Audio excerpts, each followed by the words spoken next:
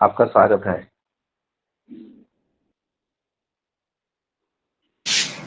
जी sir, सभी को जय मसीह। नए साल को सबको शुभकामनाएं। हैप्पी न्यू ईयर सभी को। हम धन्यवाद देते हैं परमेश्वर को और हम एक छोटा सा प्रार्थना करेंगे। धन्यवाद धन्यवाद पिता शुद्धर्मा कष्ट समय के लिए पिता परमेश्वर। धन्यवाद देते पिता आज के दिन के लिए पिता परमेश्वर जो आपने ठहराया पिता परमेश्वर। अपने पिता यहाँ जितने भी उपस्थित है पिता, हर एक को अपने पिता सही सलामत रखा पिता परमेश्वर। नए दिन को दिखाया पिता, इसलिए आपका धन्यवाद देते पिता परमेश्वर। पिता ये जितने भी उपस्थित है पिता और आपके लोग जितने भी है पिता, आप हर एक को पिता आशीष बरकतों में बढ़ाए पिता परमेश्वर। ये नया दिन पिता आपकी महिमा के लिए इस्तेमाल हो पिता परमेश्वर। अपने कार्य के लिए पिता हर एक को पिता आशीष दीजिए, अभिषेक कीजिए पिता परमेश्वर। जहाँ जहाँ भी पिता परमेश्वर आपके नाम से पिता लोगों के ऊपर ताड़ना होती है पिता परमेश्वर, वहाँ पे पिता अपने सरदूतों का बाड़ा हो पिता परमेश्वर, ताकि आपके नाम की महिमा करना बंद ना हो पिता। आप सहायता और मदद करें पिता परमेश्वर। नए साल में सबको आशीष दीजिए पिता, हर एक के घर परिवार में पिता खुशियाँ हो, बरकतें हो पिता परमेश्वर। किसी भी चीज़ की कमी घटी ना हो पिता। जो भी बीमार है आप उन्हें भी छू के चंगाई दीजिए पिता। अभी जब प्रचार किया जाए पिता परमेश्वर, आपकी आशीष आपका दया का हाथ हमारे ऊपर हो पिता। आप सहायता और मदद करें। जितने जन सुनते पिता हर एक को आशीषित कीजिए पिता। सारी गौरव में प्रशंसा आपको देते प्रभु यीशु मसीह अपने मीठे और मधुर नाम से मांगते हैं, आमेन। हम प्रभु को धन्यवाद देंगे और हम लोग वचन से देखेंगे भजन संगीता 103 का 2 वचन को हम लोग देखेंगे।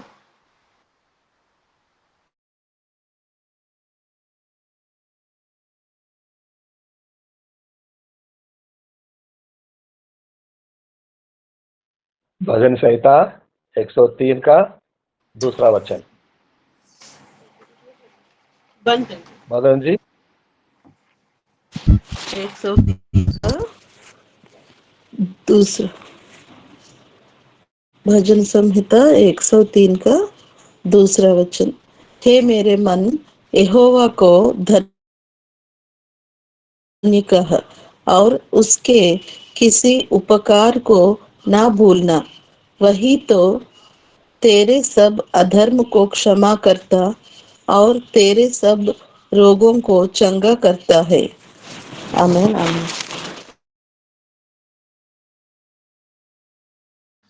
सभी को जय मसीह। हम धन्यवाद देंगे कि यहाँ पे परमेश्वर 3 बातों को लिखता है कि वो कहता है परमेश्वर कि भजन संगीता 3 जब हम लोग पढ़ते हैं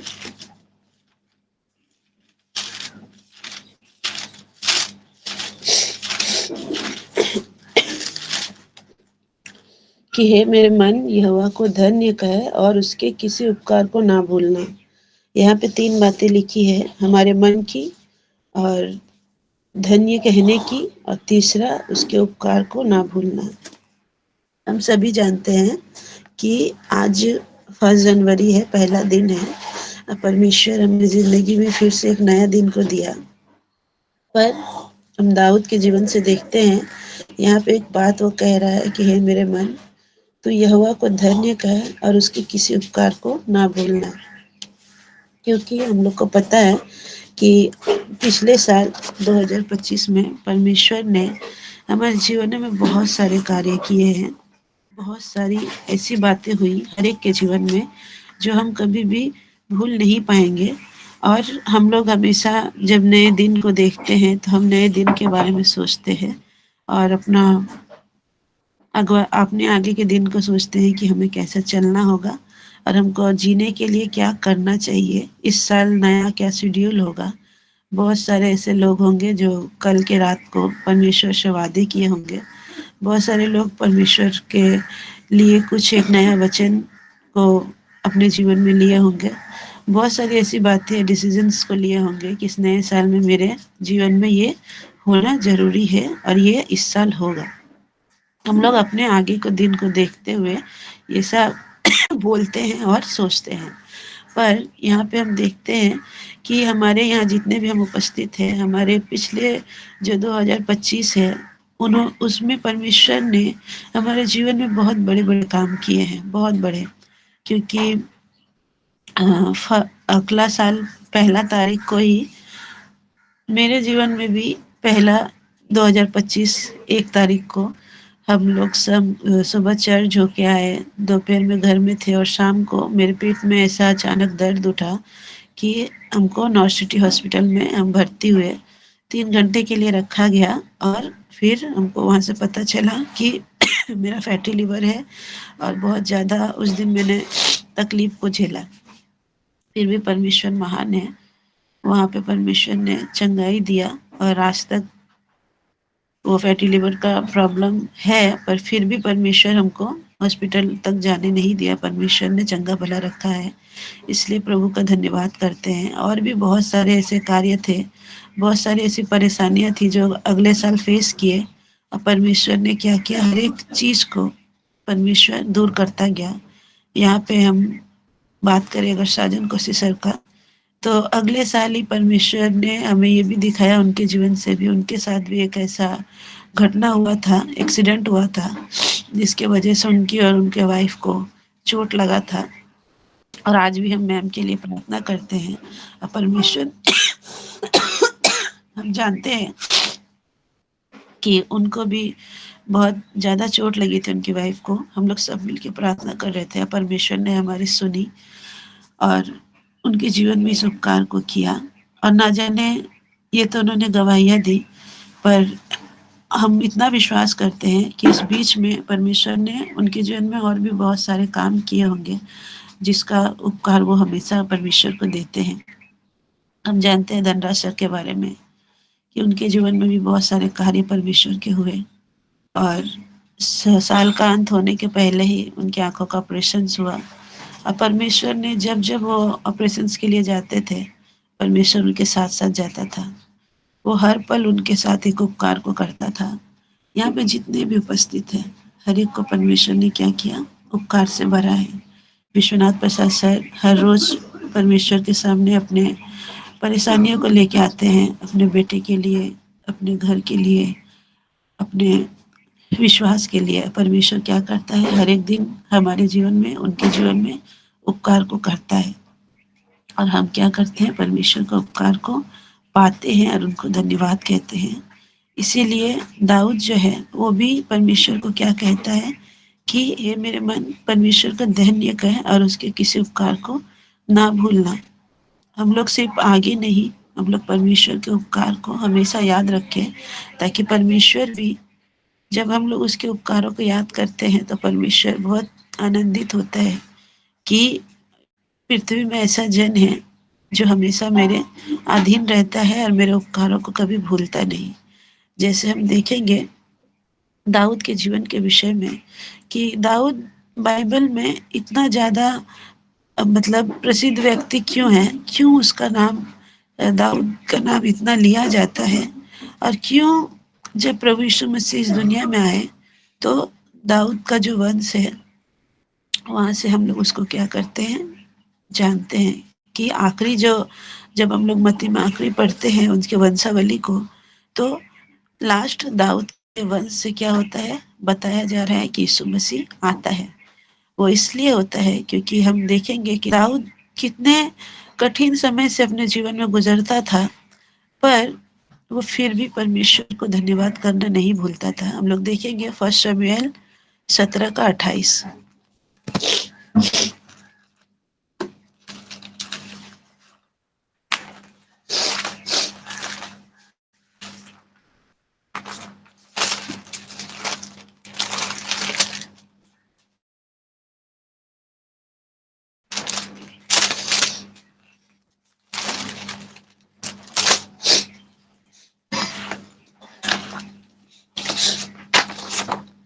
फर्स्ट शमूएल 17 का 28।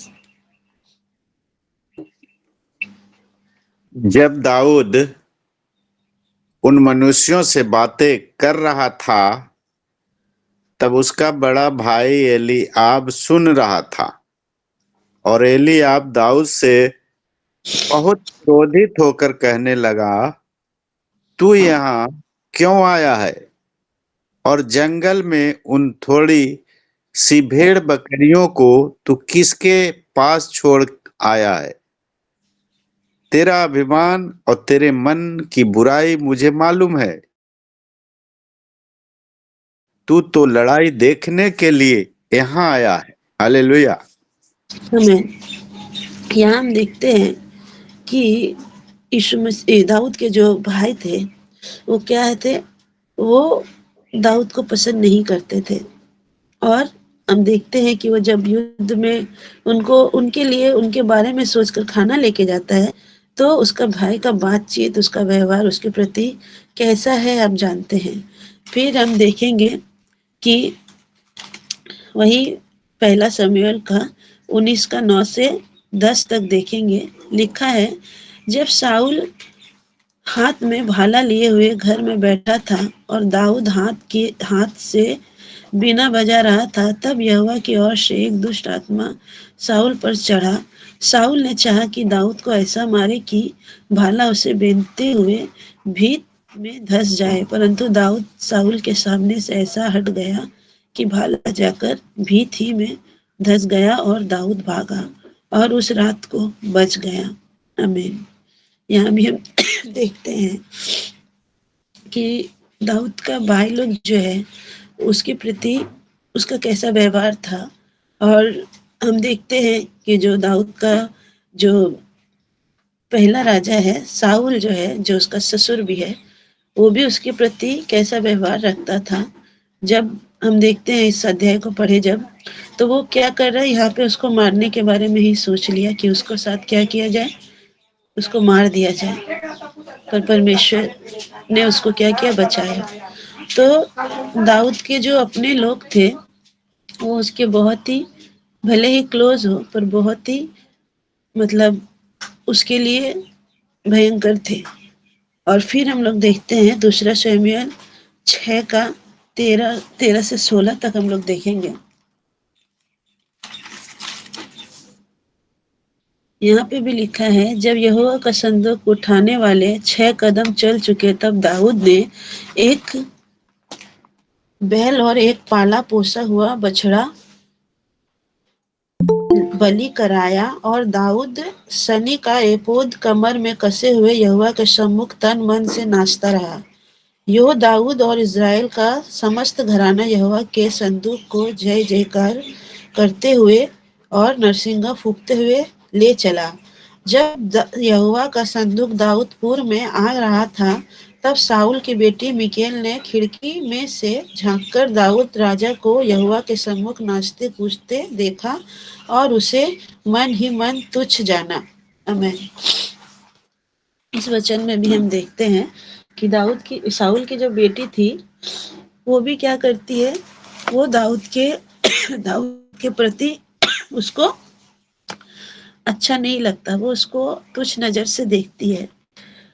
तो उसके नजर में भी दाऊद क्या था, तुच्छ था। ये बात दाऊद को पता था, और फिर भी वो हम देखते हैं कि वो दाऊद क्या करता है, वो परमेश्वर की आराधना करते हुए उसके सामने से जाता है। फिर हम अगर देखें कि हमारे ज़िंदगी में सबसे ज़्यादा अगर क्लोज कोई होता है हमारे जीवन में, वो क्या होता है, हमारे माता पिता। और हम देखेंगे कि दाऊद का जो माता पिता था वो भी क्या हुए, दाऊद का अपना नहीं था। क्योंकि वो दाऊद अपने मुंह से खुद कहता है, भजन संहिता 7 का 27 का 10 अगर हम पढ़ते हैं,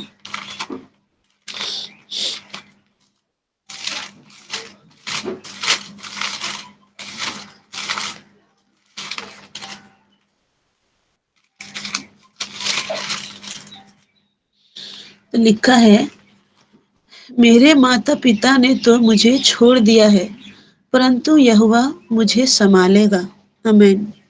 यहाँ भी हम देखते हैं कि परमेश्वर ने उनके जीवन में कैसा अद्भुत सा कार्य किया है कि वो अपने माता पिता के बारे में भी दाऊद जो है परमेश्वर से कहता है कि दाऊद ऐसा एक व्यक्ति था जो परमेश्वर को हमेशा हर दिल की हर एक बात बताता था। जब भी उसको दुख होता था वो अपने आराधना प्रार्थना में उस बात को रखता था।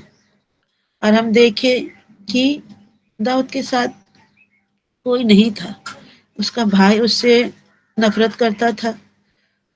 उसका जो जिसको उसने अपना राजा माना, साउल, जो उसका ससुर भी था, वो भी उसको मारने पे था। और उसके माता पिता भी क्या थे, उसको उसको छोड़ दिया था। और इतना ही नहीं देखते हम लोग और भी अगर आगे देखेंगे दूसरा शमूएल 15 का 10 में, तो वहां भी हम देखते हैं। दूसरा शमूएल 15 का 10 हम पढ़ेंगे।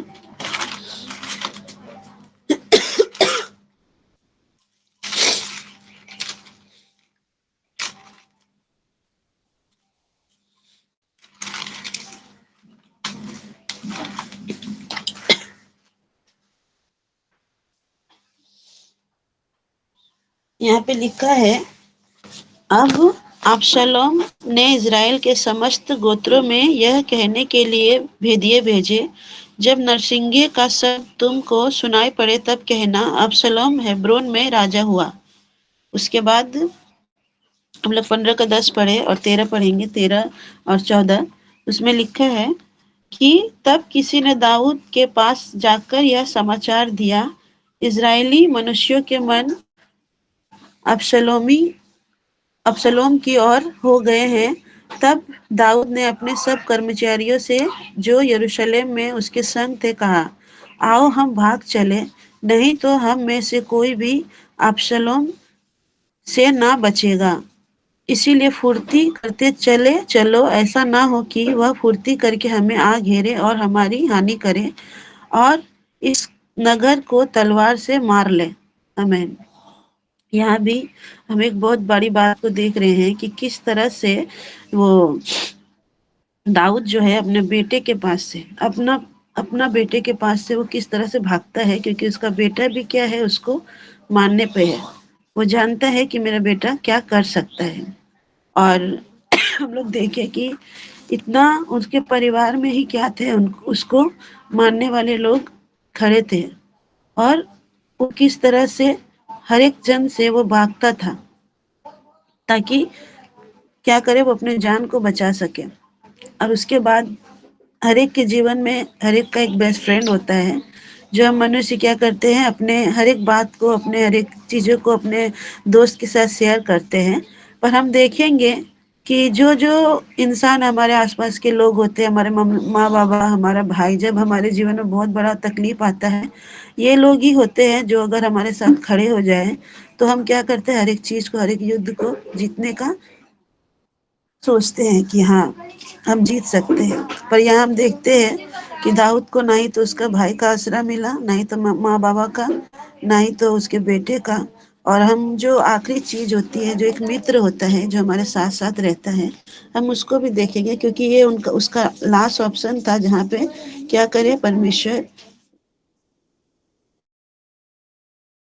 उसको दिया हो। हम लोग और एक बार पढ़ेंगे 1 शमूएल 20 का 1 और 2।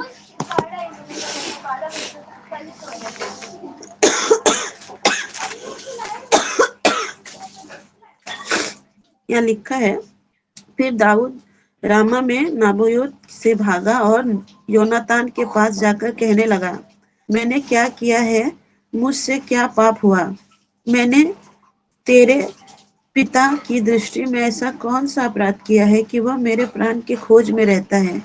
उसने उससे कहा, ऐसी बात नहीं तो मारा ना जाएगा। सुन मेरा पिता मुझको बिना बिना बताए ना तो कोई बड़ा काम करता है और ना कोई छोटा, फिर वह ऐसी बात को मुझसे क्यों छिपाएगा। ऐसी कोई बात नहीं है।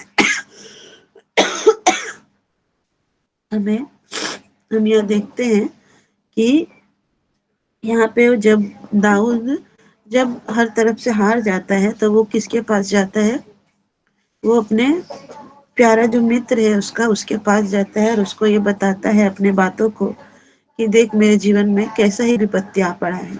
और यहाँ पे देखते हैं हम योनातान के जीवन में क्वेश्चन होता है और वो कहता है कि ऐसा हो नहीं सकता, क्योंकि अगर मेरा पिता अगर कुछ भी ऐसा करता तो हमको जरूर बताता। पर फिर भी दाऊद उसको बताता है। और दूसरी बार भी हम देखते हैं कि योनातान जो है अपने दोस्त के बात पे विश्वास नहीं करता, जिसको हम लोग फिर से देखेंगे 1 शमूएल 20 का 5 और 5 से 9 में लिखा हुआ है ऐसा कि दाऊद ने योनातान से कहा, सुन, कल नया चांद होगा और मुझे उचित है कि राजा के साथ बैठकर भोजन करूं, परंतु तू मुझे विदा कर और मैं परसों सांझ तक मैदान में छिपा रहूंगा। यदि तेरा पिता मेरी कुछ चिंता करे तो कहना, दाऊद ने अपने नगर बैतलहम को शीघ्र जाने के लिए मुझसे विनती करके छुट्टी मांगी है, क्योंकि वहां उसके समस्त कुल के लिए वार्षिक यज्ञ है। यदि यो कहे, अच्छा, तब तो तेरे दास के लिए कुशल होगा, परंतु यदि उसका क्रोध बहुत भड़क उठे तो जान लेना कि उसने बुराई ठानी है, और तू अपने दास से कृपा का व्यवहार करना, क्योंकि तूने यहोवा की शपथ खिलाकर अपने दास को अपने साथ वाचा बांधाई है। परंतु यदि मुझसे कुछ अपराध हुआ हो तो आप मुझे मार डाल। तू मुझे अपने पिता के पास क्यों पहुंचाए? योनातान ने कहा, ऐसी बात कभी ना होगी। यदि मैं निश्चय जानता कि मेरे पिता ने तुझसे बुराई करनी ठानी है तो क्या मैंने तुझको ना बताता। आमीन। यहाँ पे हम देखते हैं दूसरी बार भी उसका मित्र उसके ऊपर क्या कहता है, एक क्वेश्चन को रखता है कि ऐसा कोई बात नहीं है, ऐसा कुछ नहीं हो सकता, क्योंकि उसको ये पता है कि मेरा पिता जो है वो अगर कुछ भी ऐसा करेगा तो क्या करेगा, मुझको बताएगा। तो यहाँ एक सच्चा मित्र जो होता है वो क्या करता है, अपना दोस्त के बात पे विश्वास करता है। तो यहाँ हम देखते हैं कि भले ही उसने दाऊद का मदद किया था बाद में, पर उसके अंदर एक क्वेश्चन था कि मेरा पिता जो है वो दाऊद के साथ, मेरे मित्र के साथ ऐसा कुछ नहीं कर सकता। उसको उसके पिता पे ज्यादा भरोसा था।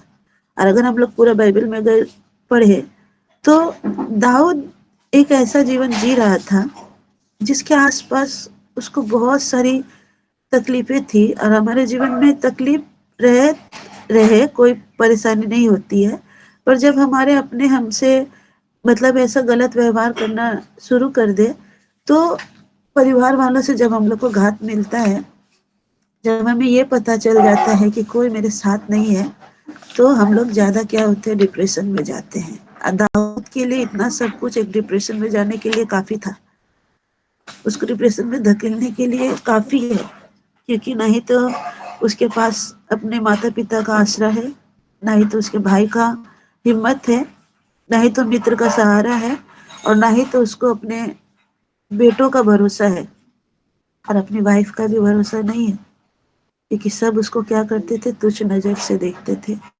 उसके हृदय में बहुत ही तकलीफ था, बहुत ही परेशान थे वो। पर हम देखते हैं इन सारी कठिनाइयों के साथ भी वो अगर सोचने बैठता, वो इंसान अगर उसको डॉक्टर के पास लेके जाया जाता, तो कोई भी डॉक्टर उसका इतना सारे बात को देख के वो एक ही चीज बताता है, ये डिप्रेशन का आदि है, इसको डिप्रेशन में वो भोग रहा है। पर हम देखते हैं कि दाऊद जो है उसके भजन को, उसके नृत्य को, वो किस तरह से परमेश्वर के सामने नाचता था, गाता था और उसका महिमा करता था। वो इसलिए था क्योंकि वो परमेश्वर को इतना ज्यादा पहला स्थान देता था, वो इतना ज्यादा इम्पोर्टेंस देता था कि वो अगर अपने जीवन के बारे में, अपने लोगों के बारे में सोचना शुरू करे तो उसको क्या होगा, उसको जीवन में कोई खुशी नहीं होगा, आनंद नहीं होगा, वो डिप्रेशन में भोगेगा और आगे को नहीं बढ़ेगा। पर वो दाऊद जो है, हम देखते हैं वो अपने जीवन के हर एक पल में इंसान को इम्पोर्टेंस देने के अलावा, उसको देने की जगह वो क्या करता था, अपना खुदा को इम्पोर्टेंस देता था, उसका महिमा करता था। हर एक गाने में, हर एक भजन में वो अपने जीवन में जो जो उसके साथ घटा, जो जो उसके साथ व्यवहार होता था, वो सब कुछ गाने के साथ में, भजन के साथ में परमेश्वर के सामने आता था। और दुख से नहीं, वो हर्ष से बिना बजाकर झांझ बजाकर वो क्या करता था, परमेश्वर का महिमा करता था, उसको धन्यवाद देता था और उसको हर पल ये बताता था कि परमेश्वर कोई नहीं है, कोई बात नहीं, सब सब चलेगा, बस आप मेरे क्या हो, साथ हो। वो किसी भी उपकार को, वो जब उसके जीवन में कोई पहला दूसरा परेशानी आता था, वो परमेश्वर के सामने में अपने पहले का जो उपकार है, उसका जो पिछला उपकार है, वो परमेश्वर के सामने जाके वो उसको धन्यवाद देता था, कहता था कि तूने मुझे क्या किया, अंधकार की वादियों से बाहर निकाला। हम लोग भजन संगीता 23 जब पढ़ते हैं तो वहाँ पे लिखा हुआ है दाऊद किस तरह से परमेश्वर का महिमा करता है, और वह कहता है कि तूने मेरे सताने वालों के सामने मेरे लिए क्या किया, मेज बिछाया है, तूने मुझे क्या किया, अंधकार की वादियों से ले चला है। जब भजन संगीता 23 हम पढ़ते हैं तो वहाँ पे बहुत सारी ऐसी बातें हैं जहाँ पे लिखता है कि परमेश्वर की वो मेरे साथ साथ चलता है। वो इसलिए क्योंकि जब अंधकार दाऊद को घेरे रहता था तो वो क्या करता था, उस समय इस चीज को फील करता था कि इस अंधकार की वादी में मेरे साथ एक जन है जो यहोवा है। वो हमेशा यहोवा को, परमेश्वर को आगे रखता था अपने हर एक परेशानी में, हर एक अपने दुख में। और यही बात के लिए परमेश्वर ने उसके मृत्यु तक भी उसने बहुत सारे युद्ध लड़े, बहुत सारे उसके जीवन की, वो जितना अच्छा राजा हुआ, जितना अच्छा परमेश्वर का दास हुआ, इतना अच्छा लोगों के लिए हुआ, क्योंकि उसका वो बहुत अच्छा परमेश्वर के राज्य के लिए, उस इजराइलियों के लिए कार्य करता था, उतना ही परमेश्वर भी उसको क्या करता था, हर एक परेशानी से जो है उसको अगुवाई करता था, उसको परेशानी से बाहर निकालता था। उसके जीवन में जितने भी लोग खड़े थे उसके विरुद्ध, परमेश्वर उसको एक भी हानि होने नहीं दिया। उसके बेटे ने उनके साथ बहुत बुरा व्यवहार किया, उसके परिवार वालों में कोई ऐसा नहीं था जो उसके साथ खड़ा हो, पर परमेश्वर उसको हर पल ये बताता था कि वो उसके साथ है। आज हम भी यहाँ जितने उपस्थित हैं, हम लोग पिछले साल बहुत सारी ऐसी चीजों से गुजरे हैं जिसको हम लोग अगर याद करें, अगर हम लोग परमेश्वर हमारे जीवन में उपकार को ना करता तो आज हम लोग भी डिप्रेशन में जाते, हम लोग भी प्रभु से दूर हो जाते। पर परमेश्वर देखिए कितना महान है कि आज 2026 2026 को हम लोग को परमेश्वर ने देखने का मौका दिया, और ये कहता है कि हम किसी भी उपकार को ना भूलें। आज पिछले समय 2025 में बहुत कुछ हुआ था कि हम लोग सुने थे कि एक एरोप्लेन जो है वो गिर गया था, बहुत सारा मृत्यु हुआ उसके चक्कर में, बहुत लोग मारे गए। फिर बहुत सारी चीज़ें ऐसे हुई इस साल 2025 में कि सूडान देश में जो है क्रिश्चियन लोगों के ऊपर बहुत सारे अत्याचार हुए। हम लोग इस साल 2025 बहुत ज़्यादा देखे, छत्तीसगढ़ में, रायपुर में, बहुत सारी जगहों में प्रभु के लोगों के ऊपर बहुत सारे अत्याचार हुए, बहुत सब कुछ हुआ। और परमेश्वर जो है हम सब कुछ देखे कि 2025 किस तरह से गुजरा। बहुत सारे लोगों के लिए अच्छा नहीं था, बहुत सारे लोगों के लिए आर्थिक परेशानियों से भी वो गुजरे, क्योंकि बहुत सारे मतलब राजनीतिक तौर पे बहुत सारे क्रिश्चियन लोग के ऊपर भी बहुत सारे आर्थिक परेशानियों का भी सामना करना पड़ा, बहुत कुछ हुआ। पर फिर भी क्या हुआ, परमेश्वर ने 2026 देखने का हमें मौका दिया। और परमेश्वर ने इसलिए मौका दिया ताकि हम लोग उसके किसी उपकार को ना भूलें। हम लोग यहाँ जितने उपस्थित हैं, हम लोग जानते हैं कि आने वाले दिन में हम अपने लिए बहुत सारी योजनाएं बना रहे हैं कि हम क्या क्या करेंगे। कल भी बहुत सारे लोगों ने ये पूछा कि हमारे 2000 पहले का शेड्यूल क्या है, उसकी योजनाएं क्या है। तो हमने तो बस यही आंसर दिया कि हम 2026 के लिए कुछ नहीं सोचते, हमारा सोचने वाला परमेश्वर है। क्योंकि हम अगर कुछ सोचेंगे तो वो भले ही पूरा नहीं कर पाएंगे, क्योंकि हमारे अंदर वो सामर्थ्य नहीं है। और परमेश्वर जो है वो जब हमारे लिए सोचा है वो इस साल जरूर पूरा करेगा। और परमेश्वर ने यहाँ जितने उपस्थित है हर एक के लिए बहुत कुछ इस बार सोच रखा है। परमेश्वर ने बहुत कुछ सोचा है जिसका हम लोग देख सकते हैं कि जो भी क्रिश्चियन लोगों के ऊपर में अत्याचार हो रहा था, जो लोग आज क्रिसमस में बहुत सारे जगहों में प्रभु के लोगों को क्रिसमस मनाने का मौका नहीं दिया, तोड़ फोड़ किया, बहुत कुछ अत्याचार किए, पर साल खत्म होते होते हम लोगों ने बहुत कुछ ऐसा भी देखा कि परमेश्वर अब 2026 में कितना बड़ा उसका जो रिवेंज लेने वाला है, उसका जो स्टेप है वो कितना बड़ा है। क्योंकि हम लोग न्यूयॉर्क का न्यूज़ देख रहे थे, जहाँ पे एक पंजाबी लोगों का एक दल था, जो लोग अमेरिका में पंजाबी लोगों का जो दल था, वो लोग एक फेस्टिवल को वहाँ मनाने जा रहे थे, जो हमेशा वो लोग अपने घर के अंदर मनाते थे। पर क्या किया, इस बार वो लोग रोड पे उतरे, पंजाबी लोग, सिख लोग, और वो उस उत्सव को मनाने के लिए कि अमेरिका का लोग क्या करे, सब इस चीज़ को देखे कि हम लोग अपने फेस्टिवल को किस तरह से मनाते हैं। तो क्या हुआ, वहाँ के एक चर्च है जो क्रिश्चियन है, उन सारे लोगों ने रास्ते में खड़े होके वहाँ पे एक अपना प्रस्ताव को रखा और उन लोगों को वो मनाने नहीं दिया। क्योंकि आज सोशल मीडिया के द्वारा बहुत सारा ऐसा चीज को दिखाया गया कि वो लोग तक भी खबर पहुंचा कि आज भारत में कितना कुछ हो रहा है। तो उन्होंने भी ये सोचा कि जब प्रभु के लोगों के ऊपर ये सारी चीजें होंगी, तो वो लोग नहीं जानते कि दुनिया में सबसे ज्यादा पॉपुलेशन जो है क्रिश्चियन लोगों का है। अगर वो लोग उठ खड़े होंगे, प्रभु के लोग अगर उठ खड़े होंगे, तो दुनिया के और जो जितने भी जाति के लोग हैं, उन लोग का सामर्थ्य कुछ भी नहीं है, वो लोग कुछ भी नहीं है। और आज हम लोग जानते हैं कि बहुत विदेश में, बहुत सारी जगह में, हर एक भारत का हर एक लोग ज़्यादा से ज़्यादातर वो बाहर देश में जाता है पढ़ने के लिए, नौकरी करने के लिए, एक अच्छा पोजीशन को पाने के लिए, एक अच्छा लाइफ को जीने के लिए, अच्छा फ्यूचर को ब्राइट करने के लिए। और हम लोग देखते हैं कि आज वहाँ से उन सारे लोगों को भगाया जा रहा है। वो लोग ये कह रहे हैं कि अपना फेस्टिवल को क्या करो, अपने भारत पे जाके मनाओ।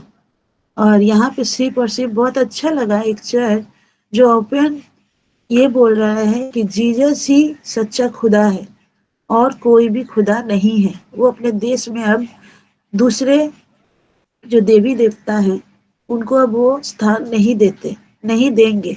उन्होंने ये तय किया है क्योंकि ये परमेश्वर की ओर से हुआ है।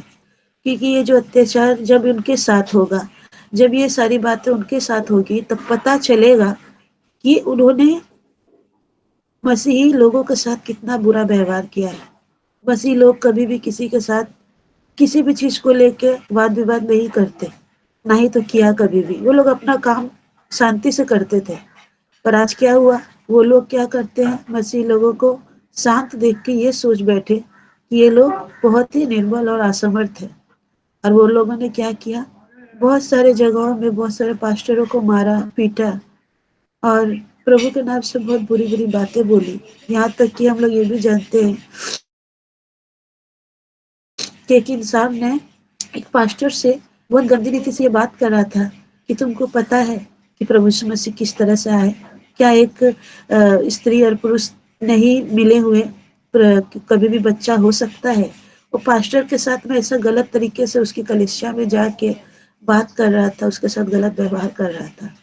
और वो ये सोचता था, वो सारे लोग ये सोचते हैं, बजरंग दल के लोग ये सोचते हैं कि प्रभु चुप रहेगा, वो खामोश रहेगा, वो कुछ नहीं बोलेगा। और 2026 ऐसा नहीं होगा। 2026 में परमेश्वर अपने सारे लोगों को वो सामर्थ, वो बल, वो साहस देगा, जिससे कि प्रभु के लोग जो है अब बहुत सारी जगह में प्रभु के नाम से आप खड़े होकर, निडर होकर आराधना करेंगे, प्रार्थना करेंगे। क्योंकि परमेश्वर ने क्या किया है, हमारे मन को आनंद में बदल दिया है। उसने नए साल में हमें बहुत सारी आशीष दी है और परमेश्वर हमारे जीवन में बहुत बड़े बड़े कार्य करने वाला है। परमेश्वर से बस हमें यही प्रार्थना करना है कि परमेश्वर इस साल हमें इतना सामर्थ, इतना धीरज, इतना आशीष दे कि हम इस बार भी क्या करें, रुके नहीं और परमेश्वर का प्रचार को, उसके काम को हम कर सके। क्योंकि आने वाले दिन में जो बाइबल में लिखा था कि जब परमेश्वर आने वाले होंगे तो तो बहुत सारी ऐसी चीज़ें होंगी, भूकंप होंगे और भूकंप हो गए, बहुत सारी ऐसी बातें होंगी जहाँ पे अंत का जो चीज़ें हैं वो सारे सामने आना शुरू हो जाएगी। प्रकट होगा हर एक चीज़ को, जहाँ पे लिखा है कि जाति पे जाति क्या करेगी? चढ़ाई करेगी, युद्ध करेगी। तो वो किस कारण होगा? जात-पात का बात तब आता है जब इंसान क्या करता है? परमेश्वर के विरुद्ध खड़ा होता है, तभी वो अपने जात-जात को क्या करता है? सामने लाने लगता है कि मैं इस जात का हूँ, मेरे जात में ये परमेश्वर है, ये ऊँचा है, वो ऊँचा है। इसीलिए आज जितना भी हम लोग सुन रहे हैं कि आज यहाँ पे कलेश हो रहा है, इतना भी मसीह लोग के साथ में विरोध हो रहा है, ये शुरुआत है परमेश्वर के आने का। इसीलिए भी परमेश्वर ने क्या किया, ये नया साल जो हम देखते हैं, हमें लगता है कि अच्छा है कि परमेश्वर क्या किया, आज एक नए साल में हम प्रवेश किए। अच्छा है, पर हमको ये भी याद रखना ज़रूरी है कि एक-एक साल पार होता जा रहा है, मतलब कि एक-एक साल परमेश्वर के आने का समय निकट आता जा रहा है। अब परमेश्वर को हम धन्यवाद देते हैं कि हम परमेश्वर के उपकारों को ना भूलें, उसको हमेशा स्मरण करें, याद करें, धन्यवाद दें और परमेश्वर हमारे आने वाले दिन में आगे जितने भी संकट परेशानियाँ आने वाली है, परमेश्वर उससे भी क्या करेगा, हमें बाहर निकालेगा। जिस तरह से दाऊद जो है, वो हमेशा इतने सारे अंधकार जीवन में रहते हुए भी वो हमेशा परमेश्वर का एक उजाला देखता था और उसी उजाले को हम भी देखते हैं, क्योंकि परमेश्वर हमारा भी परमेश्वर है। हम प्रभु को धन्यवाद देते हैं। जय मसीह। जय मसीह की। बहुत अच्छा संदेश रहा। आज नए साल में नए साल की शुभकामनाओं के साथ ज्योति हरी कोलकाता से संदेश सुना रही थी। अब समय है 2 शब्द बोलेंगे साजन कोसी सर और हमें आखिरी प्रार्थना में चलाएंगे। Praise the Lord. जय मसीह की और सबों को नया साल मुबारक हो। धन्यवाद प्रभु का, दासी के द्वारा अच्छा वचन बांटा गया। हम सब सुनकर नए साल के इस उपलक्ष्य में अच्छा वचन सुनकर प्रभावित हुए। धन्यवाद प्रभु। हम जो रेजोल्यूशन नए साल के लिए अपने आप में लेना है, इन बातों का निर्धारण जरूर हमारे जीवनों में, हमारे सोच में पिछले साल की अपेक्षा बढ़कर होने पाए, ताकि मसीहत के उस महत्व को जानकर हम प्रभु के साथ लिपटे और चिपके रह पाए। धन्यवाद प्रभु, धन्यवाद प्रभु। वचन की एक एक बात जो आवश्यक है कि हम जानें, और जानना ही नहीं, इसे अपने जीवन में उतार ले। सामर्थ्यशाली जानकर मानकर इस अटल और अड़िग वचन में हम बने रहें और उस सिद्धता के अनुभव को जो हमें प्रभु जताना चाहता है, दिखाना चाहता है, दर्शन देना चाहता है, मानकर समझकर उनकी ओर फिर ले और हमारा नया जीवन हो जाए, नई सृष्टि हो जाए, पुरानी बातों को हम भूल जाएं और प्रभु के सामीप्यता में आकर उस दर्शन को जो हमें देने की ओर प्रबल है, चल पाए, बढ़ पाए, रह पाए। धन्यवाद प्रभु। वचन बड़ा सामर्थ्यशाली है, हम सभी जानते हैं, सुनते हैं और प्रमाणित अवस्था को देखने की इच्छा भी रखते हैं। होने दे पिता, इन गूढ़ वचनों को, गूढ़ बातों को बड़ी पवित्रता के साथ, बड़े दया भाव के साथ हम प्रभु की निकटता में आकर मांग पाए, चाह पाए, रख पाए, निभा पाए। धन्यवाद प्रभु। आज के इस नए साल के नए दिन में हम सबों को आशीषित जीवनों के साथ जीवितों में बनाए रखा है। धन्यवाद प्रभु का। और हमारा जीवन अब तक जिन जिन बातों से प्रभावित था उन्हें दे पिता, हम आगे के नए जीवन को लेकर उस उल्लसित जीवन को प्रामाणिकता की ओर और सिद्धता की ओर कर पाए, जैसा प्रभु वचन के द्वारा हमसे चाहता है। होने की इच्छा एक एक पर बन पाए। धन्यवाद। आइए हम छोटी सी प्रार्थना करते। धन्यवाद, धन्यवाद, धन्यवाद। बीते हुए जीवन के तमाम आशीषों के लिए हम धन्यवाद देते पिता। कुछ भी घट सकता था, कुछ भी हो सकता था। 1 मिनट 1 सेकंड का समय लगता है कुछ होने के लिए प्रभु, पर आप हमें बचाते हैं, उठाते हैं, संवारते हैं, संभालते हैं, निखारते हैं। इस बात के लिए धन्यवादी है पिता। आशीषित जीवन देकर जीवितों में रखा है कि हम आपके उस परिमाण को प्रमाणित कर पाए पिता। धन्यवाद प्रभु। एक एक के जीवन में जो अवसर है उस सिद्धता के अनुभव को प्रकाशित करने के लिए उस अंधियारे को दूर कर प्रकाशमान होने की आशीष चाहते प्रभु। काश हम उस प्रकाश के साथ वो नमक बन पाते। Yes Lord. हर एक बात से पिता आपका और सिर्फ आपका नाम प्रमाणित और सिद्ध हो। विशेष तौर से अपने सेंट्रल पास्टर के लिए प्रार्थना करते, उनके भाई साहब के लिए प्रार्थना करते। नए साल में नए जीवन के साथ, नए रिजोल्यूशन के साथ, नए संकल्पों के साथ पिता परमेश्वर हम आगे गतिमान हो सके। धन्यवाद प्रभु। आपने हमारी प्रार्थनाओं को सुना और आमीन में उत्तर दिया है पिता। एक एक की सुध लीजिए। जितने भी लोग इस प्रार्थना को सुन रहे पिता, आपके दास भक्त है पिता, आपके रहमो करम में है पिता। आशीषित कर ले पिता। हम सबके पिता आप है पिता। Yes Lord. धन्यवाद प्रभु। आशीष चाहते हुए प्रार्थना को प्यारे प्रभु यीशु मसीह के नाम से मांगते हैं। आमीन, आमीन, आमीन। आमीन, आमीन। सर जी, आपको धन्यवाद देते हैं। नए साल के शुभकामनाएं आपके साथ हैं। God bless you. अब समय है Madan ji vote of thanks के साथ हमारे बीच में आएंगे। मदन जी। जी सर, बहुत बहुत धन्यवाद। नव वर्ष की सभी लोगों की शुभकामना।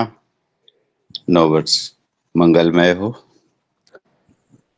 तो प्रार्थना करने के लिए विश्वनाथ प्रसाद जी को धन्यवाद करते हैं। गीत गाने के लिए ज्योति हरि जी को धन्यवाद करते हैं। वचन पढ़ने के लिए है श्री मैम जी को, ज्योति हरि जी को, संगीता जी को, अनीता जी को और अलका जी को बहुत बहुत धन्यवाद। प्रतिज्ञा के वचन को पढ़ने के लिए जयवीर चौधरी जी को धन्यवाद करते हैं। संदेश प्रचार करने के लिए ज्योति हरि जी को एक बार फिर से बधाई देते हैं, धन्यवाद करते हैं। और अंतिम प्रार्थना करने के लिए साजन कोशिश सर जी को भी बहुत बहुत धन्यवाद। नया साल मंगलमय हो, ढेर सारी शुभकामना। और अंत में सभी भाई बहनों को जो लुकिंग इनटू जीसस में जुड़े हुए हैं और किसी कारणवश नहीं जुड़ पाए हैं, उन सभी लोगों को मैं एक बार फिर से समस्त भाई बहनों को धन्यवाद करते हैं और नव वर्ष की हार्दिक शुभकामना देते हैं।